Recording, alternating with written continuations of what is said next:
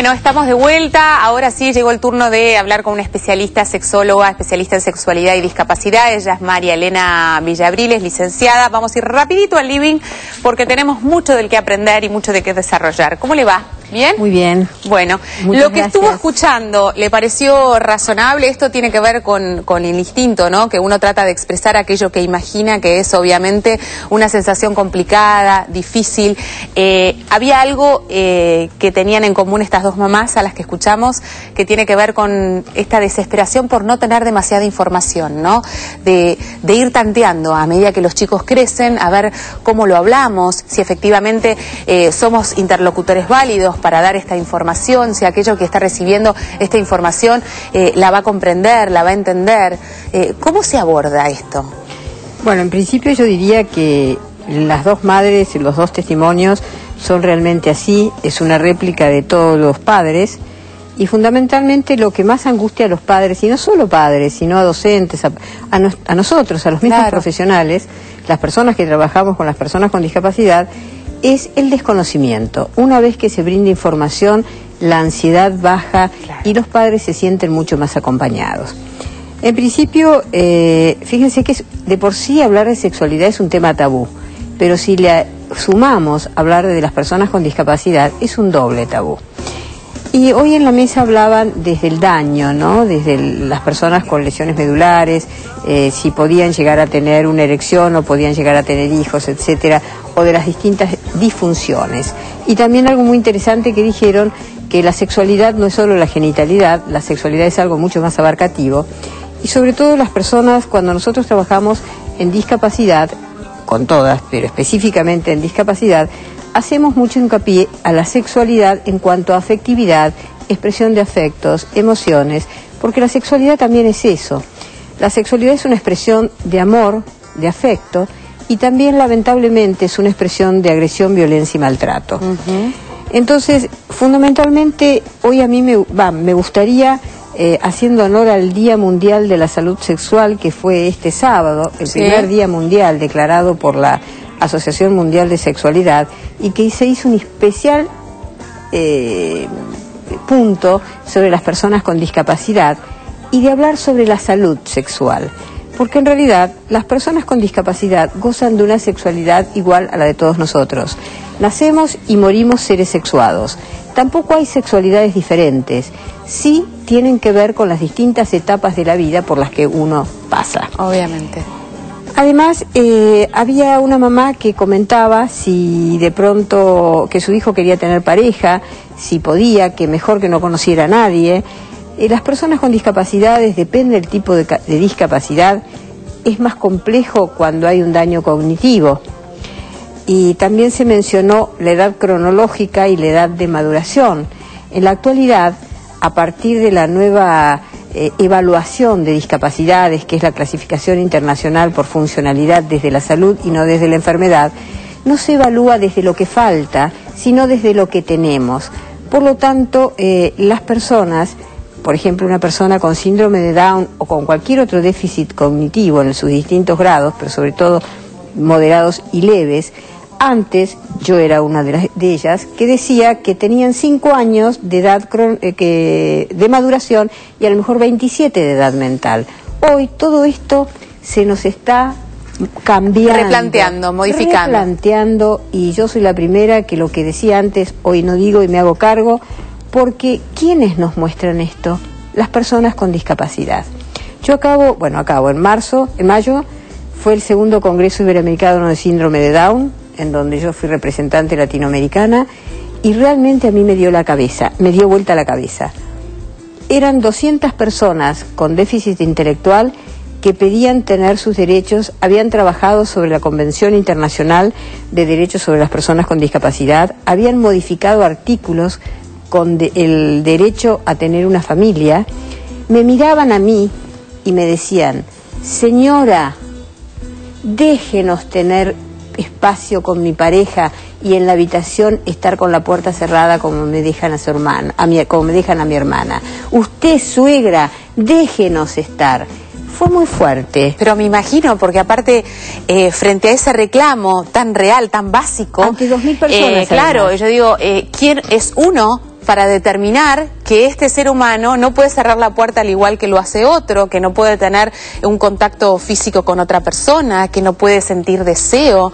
Exactamente, y vos acabás de hablar, y se habló en la mesa también sobre el deseo. Estamos en un momento, casualmente salió una nota de la licenciada Cristina Friedman a partir del Día de la Salud Sexual, sobre qué pasa con el deseo. Hoy las consultas en el consultorio es la inhibición del deseo. No falta deseo porque está todo muestro, está todo expuesto, se muestra todo. Y esta gran paradoja entre lo público y lo privado, que se muestra lo privado en público. Claro. ¿Cómo una persona con discapacidad trabajar? No, esta es una conducta privada, como la masturbación, y no es una conducta pública. Entonces, lo que nosotros vemos desde nuestro lugar es que las personas con discapacidad, y sobre todo las personas con discapacidades intelectuales, y todas les diría, tienen el deseo puro deseo.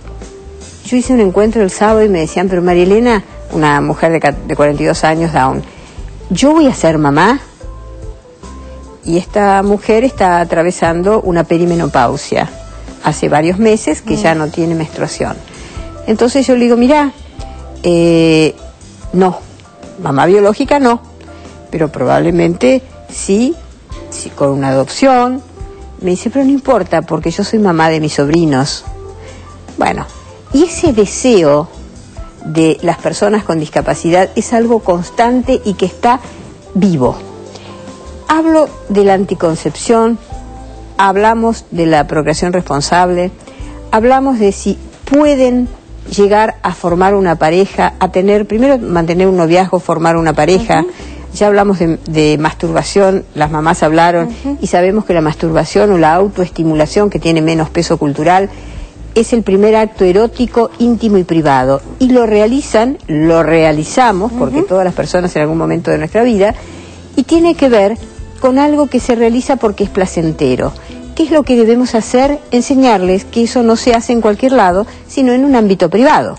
Por eso entonces el hablar, el conversar es fundamental para que justamente este deseo que se siente de manera pura y natural pueda ser canalizado o encuentre este espacio donde ellos se sientan que no están haciendo algo mal, que no están pecando, que no van a ser pegados, ni maltratados, ni marcados, ni apuntados por eso. Exacto, pero el tema más grande, Dolores, es que cuando hablamos de discapacidad, no son las mismas personas, sino es la sociedad, la mirada del otro quien a mí me discapacita. Y en un tema de sexualidad, la mayoría no estamos formados como, o no sabemos qué decir, porque tampoco nos lo han dicho nosotros. Claro. Además, hay una influencia de la religión judeo-cristiana, donde sexualidad es igual a procreación. Entonces, esta mamá que operó a su hija por temor a tener un hijo, yo no la cuestiono, pero es algo tan íntimo y privado como lo es a veces el aborto, una decisión privada, pero hay que informar. Y en la actualidad se tiende a que la mujer con discapacidad intelectual también sea partícipe de esa decisión, que sepa que por esa operación no va a poder tener hijos. Nosotros bregamos por los derechos sexuales que todas las personas tenemos, y ellos también, a tener un novio, a tener una pareja, a vivir solos. Hoy en España se casan, hay matrimonios que necesitan apoyos. ¿Quiénes dan los apoyos? Las familias, los profesionales, la comunidad. En Granada, por ejemplo, en el municipio de Granada, hay personas que están trabajando con puestos de funcionarios. Es maravilloso. España es uno de los países que más promueve y alienta. Promueve y alienta. Y la vida independiente lleva a que estas personas, ellos mismos nos están mostrando que pueden. Cuando yo empecé en el año 80, se decía por lo menos que sepan leer y escribir. Después fueron creciendo. Por lo menos que aprendan alguna actividad, un oficio. Bueno, por lo menos que puedan salir a trabajar. Hoy tenemos personas integradas. La persona que yo les comentaba recién, síndrome de Down, está en el Ministerio de Educación del Gobierno de la ciudad y fue delegada por medio del Ministerio a hablar en Granada y tuvo una ponencia. Es decir, hay personas que nosotros no nos imaginamos jamás que iban a poder hacer eso. Y en cuanto a la sexualidad, yo creo que todos tenemos derecho a ejercer nuestra sexualidad, pero también el derecho nos da la obligación de no procrear cuando no estamos en condiciones de poder llevar a cabo ese nacimiento y ese crecimiento de un hijo. Muchos opinamos eso, pero probablemente el tiempo esté cortito. Sí, ya, aparte que le quiero dar lugar a la cantidad de mensajes que hay para que los podamos responder. Esta mujer de 42 años que me preguntó si podía ser mamá, le digo, ¿y vos pensás si podés tener un bebé a cargo? Por ejemplo, estás cocinando, tenés una cacerola enorme de agua para hacer ravioles y se cae sobre el bebé y lo quema. Le puse una situación extrema. ¿Qué haces? No, extrema y real, ¿no? Extrema y real, pero bien extrema. Sí. Y le digo, ¿qué haces? Pero voy corriendo al Instituto del Quemado. Buah. Le digo, y si tuviera una fiebre terrible, llamo al médico y además aviso a mi mamá. Entonces, creo que con esto... Sí. Absolutamente. Me parece que también esto ayuda a replantearse qué derechos tiene uno para decidir o para determinar lo que va a ser la vida del otro, ¿no? Con un aspecto tan íntimo, tan profundo, tan privado, como decía la licenciada, que es obviamente la sexualidad. Hay mensajes, Roberto, escuchamos. Así es, Mariela, de Perito Moreno. ¿Cómo se trata el tema del sexo con un chico que tiene TGD o síndrome de Down? Bueno, son dos casos diferentes. De todas maneras, con los dos se trata de la misma manera, igual que si fuera cualquier otro hijo. Lo que pasa es que hay que brindar información. Probablemente las personas con síndrome de Down, no por ellas, por sus características, sino por todo el entorno familiar y social, tienen un desarrollo a veces un poco más lento, claro, pero que tiene que ver por todo el entorno, porque la persona que ha sido estimulada, que ha sido acompañada, que tiene una socialización muy importante, esa persona responde igual que cualquiera de nosotros. Perfecto. Pueden llegar a estar de novios, pueden tener una pareja, pueden llegar a vivir solos, necesitan los apoyos como cualquier otra persona. Y la persona con TGD, que por ahí sería más complicado porque a veces son personas que están más para adentro, les cuesta más integrarse, les cuesta más conectarse.